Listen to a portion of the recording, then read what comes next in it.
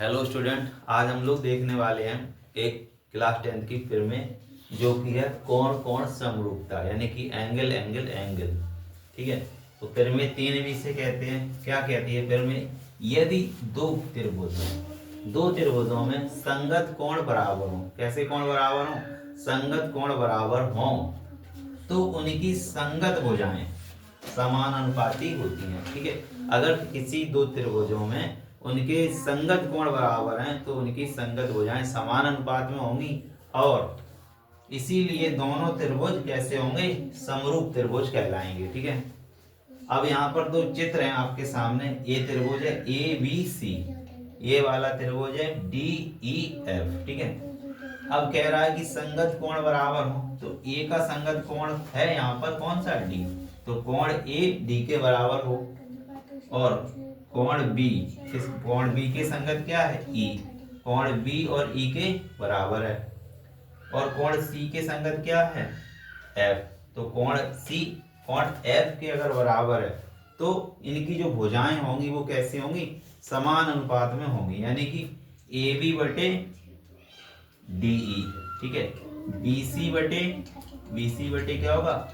E F बराबर यहाँ पर ए सी बटे डी एफ, ए सी बटे डी एफ इस प्रकार का होगा। ठीक है, तो हम लोग लिख देंगे कि त्रिभुज ए बी सी समरूप होगा त्रिभुज डी ई एफ के। ये किसका साइन है? ये इसे बोलते हैं समरूप। ठीक है, ये है आपकी फिल्में। एक बार फिर से समझ लीजिएगा। यदि दो त्रिभुजों में उनके संगत कोण बराबर हैं तो उनकी भुजाएं कैसी होंगी? समान अनुपात में होंगी, और उन त्रिभुजों को क्या बोलेंगे? समरूप त्रिभुज बोलेंगे। ठीक है, अब इसकी एक उपप्रमेय है। उपप्रमेय को समझते हैं।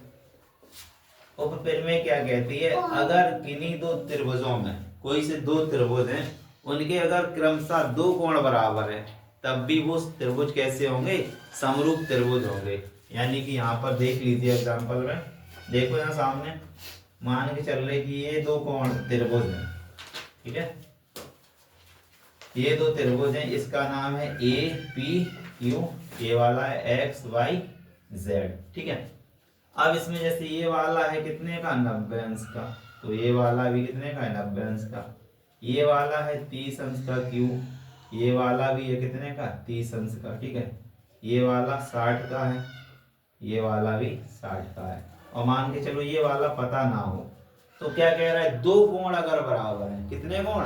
दो कोण। देखो इसका कोण क्यू कितना है? 30 है, और इसका कोण जेड कितना है?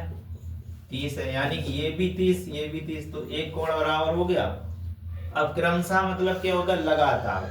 तो इसके अगर लगातार को देखें तो इसके लगातार कौन सा है? ये। इसके बाद ऐसे चले तो यही आएगा, और इसके अगर क्रम से इसमें ऐसे चल रहे तो 60 आ रहा, और इसमें भी ऐसे ही चल रहे तो 60 आना चाहिए। क्रमशः का मतलब क्या है? इधर को चलें और उसमें भी इधर को चलें तो क्रम से बराबर हो। तो यहाँ पे क्योंकि इधर चल रहे ऐसे चल रहे तो क्या आ रहा है? पी। कोण पी बराबर कितना है? 60। ठीक है, तो इधर चले तो कितना हो? इसमें इधर चले तो ऐसे, तब माना जाएगा क्रमशः। तो ये भी कितना आ रहा? बाई कितना आ रहा है? 60। तो एक कोण बराबर है, दूसरा भी बराबर है, और क्रमशः भी है। तो क्या लिख देंगे कि त्रिभुज कौन सा? क्यू पी ए कैसा हो जाएगा? समरूप। किसके? त्रिभुज जेड वाई एक्स के। त्रिभुज जेड वाई एक्स। समझ में आया? एक और एग्जांपल देख लो। ठीक है, एग्जांपल एक और इसके ही बता देते हैं अभी आपको। देखो, अगर मान के चलो ये त्रिभुज हैं दो, एक ये है और एक ये है। ठीक है, अब यहाँ पे देखो इसका नाम रख दो ए बी सी, इसका नाम रख दो डी ई एफ। ये हमने दो त्रिभुज ले लिए। अब यहाँ पर देखो ये कितना है? ये कर दिया अगर 40, कितना? 40, और ये कर दिया हमने 80। ठीक है, अब देखो यहाँ पे ये तो कर दिया हमने कितना? 40। ठीक है, और हम लोग इसको कर दें इस वाले को कर दें क्या 80। अब हमें क्या देखना होगा कि देखने में तो बराबर लग रहे हैं, एक 40 एक और 40, एक 80 एक 80, देखने में तो दो बराबर लग रहे हैं। ये भी देखना होगा क्या इनका क्रम सही है, क्रमशः है। तो अगर हम लोग इधर को चलें, कोण सी कितना है 40, और फिर कोण बी कितना है 80। लेकिन अब यहाँ पे ये देखना होगा, अभी तो ये कैसा है, ये अपोजिट डायरेक्शन बना, इसको ऐसा बना सकते हैं घुमा के। तो अगर हम इसको ऐसा बनाएं तो F तो यहीं रहेगा है ना, E इधर आ जाएगा, आ जाएगा, और E इधर आ जाएगा, मतलब D यहाँ पहुंच जाएगा, ऐसा ही तो बनेगा। फिर कोण की बात देखो, ये ऐसा पलटा तो 40 तो ऊपर ही रहना है, ठीक है, और ये यहाँ 80 था, ये ऐसा घूमा तो यहाँ 80 आएगा, आया 80। अब देखो क्या C के बाद ये 80 आ रहा है ऐसे घूमने से, यहाँ देखो क्या F के बाद 40 के बाद 80 आ रहा है, हाँ आ रहा है।